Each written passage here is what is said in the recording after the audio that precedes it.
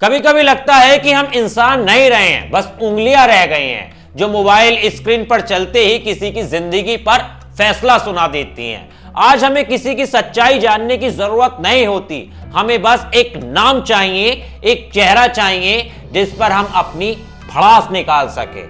आज किसी की शादी हो या किसी का घर टूटे, हमें फर्क नहीं पड़ता, हमें तो बस ट्रोलिंग से मतलब है। और इसी सोच का शिकार इन दिनों इंद्रेश उपाध्याय की शादी बनी है। जिस दिन किसी के जीवन की नई शुरुआत होनी चाहिए थी, जिस दिन दुआएं और शुभकामनाएं मिलनी चाहिए थी, उसी दिन हमने सवाल, ताने और जहर परोस दिया। क्योंकि आज जो हो रहा है वो सिर्फ एक शादी का मजाक नहीं है, वो हमारी सोच का पतन है। नमस्कार दोस्तों, मैं हूं आपके साथ ऋषभ चौहान। पिछले कुछ दिनों से सोशल मीडिया पर जिस तरह से इंद्रेश उपाध्याय को ट्रोल किया जा रहा है, जिस तरह से उनकी शादी का मजाक बनाया जा रहा है, जिस तरह से उनके निजी जीवन को उछाला जा रहा है, उसे देखकर एक बात साफ समझ आती है कि यहां एक्सपोज इंद्रेश उपाध्याय नहीं हुए हैं, एक्सपोज हम हुए हैं, हमारा समाज हुआ है। हमारी सोच, हमारी जलन, हमारी कुंठा, हमारा दोहरापन सब सामने आ गया है। हम ये साबित कर चुके हैं कि आज हम दूसरों के सुख में दुखी होते हैं और दूसरों के दुख में खुश होते हैं। ऐसा समाज कभी स्वस्थ नहीं हो सकता, ये याद रखिएगा। सोचिए, जिस दिन किसी इंसान की शादी होती है वो दिन उसकी जिंदगी का सबसे खूबसूरत दिन होता है। उस दिन इंसान चाहता है कि लोग उसे आशीर्वाद दें, शुभकामनाएं दें, खुश रहे। लेकिन इंद्रेश उपाध्याय की शादी के दिन क्या हुआ? उस दिन लोगों ने सवाल उठाए, आरोप लगाए, मीम बनाए, चरित्र पर हमला किया और पूरे परिवार की शांति छीनने की कोशिश की। ये कोई छोटी बात नहीं है, ये बात है कि हम कितने असंवेदनशील हो चुके हैं। सबसे पहले हमें ये समझना चाहिए कि इंद्रेश उपाध्याय आखिर है कौन। वो ना तो कोई फिल्मी सितारे हैं, ना बड़े उद्योगपति हैं, ना कोई राजनेता हैं। वो एक साधारण से दिखने वाले शांत स्वभाव के कथावाचक हैं। उनके पिता ने भी जीवन भर कथा कही और वही संस्कार उन्हें मिले। वो कथाओं के माहौल में पले बढ़े और फिर एक सामान्य इंसान की तरह उन्होंने शादी करने का फैसला किया। इसमें गलत क्या है? क्या कथावाचक होना कोई अपराध है? क्या धर्म की बात करने वाला इंसान शादी नहीं कर सकता? समस्या यहीं से शुरू होती है। हम लोग कथावाचक और संत में फर्क करना ही भूल गए हैं। संत और सन्यासी वो होते हैं जो संसार त्याग देते हैं, घर परिवार छोड़ देते हैं, लेकिन कथावाचक गृहस्थ होते हैं। वे समाज में रहते हैं, परिवार बनाते हैं, जिम्मेदारियां निभाते हैं। वे ये नहीं कहते कि आप सब जंगल चले जाइए, सब कुछ छोड़ दीजिए। वो सिर्फ ये कहते हैं कि मोह माया को जीवन की सबसे बड़ी सच्चाई मत मान लीजिए। लेकिन मोह माया का मतलब हम लोगों ने सिर्फ पैसे से जोड़ दिया है, जबकि असल में मोह माया का मतलब होता है कि किसी भी चीज से इतना ज्यादा जुड़ जाना कि इंसान अपने कर्तव्य और विवेक को भूल जाए।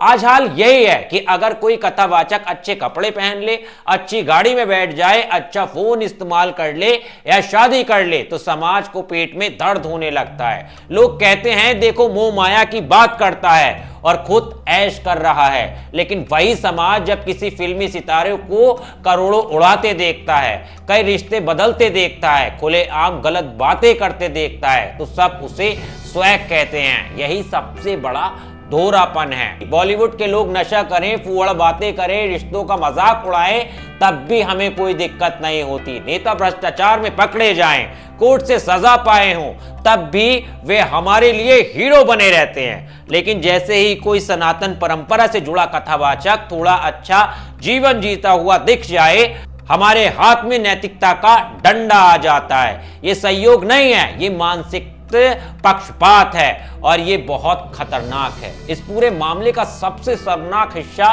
वो है जहां इंद्रेश उपाध्याय की पत्नी के निजी जीवन को निशाना बनाया गया, उनके अतीत को लेकर बातें की गई, अफवाहें फैलाई गई, तलाक जैसे शब्दों को बिना सोचे समझे उछाला गया। हमें ये समझना चाहिए कि हमें इस बात की सच्चाई पता ही नहीं है, और अगर मान भी लें कि कुछ बातें सच हो, तब भी यह उनका निजी जीवन है। दो बालिग लोग, दोनों परिवारों की सहमति, कानूनी और सामाजिक रूप से वैध विवाह। इसके बाद हम कौन होते हैं सवाल उठाने वाले। कभी किसी ने यह सोचा है कि उस लड़की ने अपने जीवन में क्या झेला होगा, किन हालात से गुजरी होगी, कितना दर्द सहा होगा, और जिस तरह की सोशल मीडिया पर उसके लिए बातें की गई उससे उसके दिमाग पर क्या असर पड़ा होगा, कितनी मजबूरी में फैसले लिए होंगे। लेकिन हमें इससे कोई फर्क नहीं पड़ता, क्योंकि हमें इंसान नहीं, हमें सिर्फ कंटेंट दिखता है। सोशल मीडिया पर व्यूज चाहिए, लाइक चाहिए, पैसा चाहिए। इसके लिए किसी की बेटी, किसी की पत्नी, किसी के माता पिता की भावनाओं को कुचल देना हमें आसान लगता है। हम सब जज बन गए हैं, वकील बन गए हैं, खुद ही जांच करते हैं और खुद ही सजा सुना देते हैं। लेकिन एक पल के लिए सोचिए, अगर हमारी जिंदगी के पुराने मैसेज, पुराने वीडियो, पुराने मजाक, पुराने बयान आज बिना संदर्भ के वायरल कर दिए जाए, तो क्या हम बेदाग निकल पाएंगे?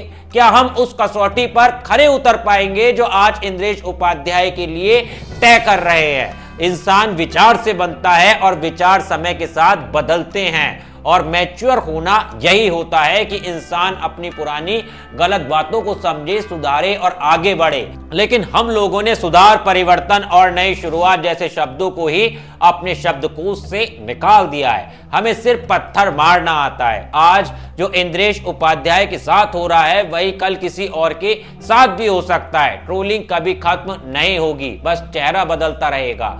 आज उनका चेहरा कल किसी और का होगा, परसों शायद आपका या मेरा, परिवार का भी हो सकता है। और जिस दिन ऐसा होगा उस दिन यही भीड़ आपके साथ खड़ी नहीं होगी।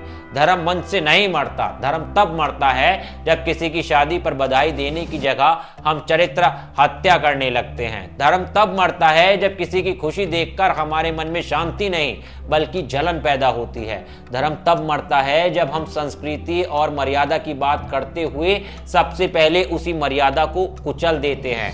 इंद्रेश उपाध्याय कोई आदर्श बनने नहीं निकले हैं और ना ही वे किसी जीवन का फैसला करने बैठे हैं। वे एक आम इंसान हैं जैसे आप और मैं। उन्हें भी खुश रहने का अधिकार है, सम्मान से जीवन जीने का अधिकार है, शादी करने और परिवार बसाने का अधिकार है। अगर आपको किसी कथावाचक की बात से असहमति है तो सवाल पूछिए, आलोचना कीजिए, लेकिन किसी के निजी जीवन को चौपाल बनाकर, उसकी पत्नी के अतीत को मसाला बनाकर, उसके माता पिता की शांति छीनकर आप न धर्म बचा रहे हैं न संस्कृति, आप सिर्फ अपनी गिरती हुई सोच दिखा रहे हैं। आज जरूरत है इस बात की कि हम खुद से सवाल पूछें, क्या हम इतने खाली हो गए हैं कि किसी की खुशी हमें अपराध लगने लगी है? अगर हम ईमानदारी से एक सवाल का जवाब ढूंढेंगे तो शायद इंद्रेश उपाध्याय पर हुए ये हमले पूरी तरह से बेकार जाएंगे। शायद हम समाज के तौर पर आत्मचिंतन करना शुरू करें, क्योंकि अगर किसी की खुशी आपको चुभ रही है तो समस्या उसकी खुशी में नहीं है, आपकी सोच में है। राधे राधे। खैर दोस्तों, आपकी क्या राय है इस पूरी जो ये पूरा विवाद हुआ, जो भी ट्रोलिंग हुई, आप क्या सोचते हैं? एक बार कमेंट करके जरूर जाना। और हाँ दोस्तों, मेरे चैनल खबर भारत से जुड़ना मत भूलना, क्योंकि इसी तरह की वीडियोस, खासकर क्राइम स्टोरीज जो हैं वो मैं आपके लिए लाता रहता हूँ। मिलता हूँ आपसे किसी और वीडियो में किसी और मुद्दे के साथ। तब तक के लिए धन्यवाद। जय हिंद।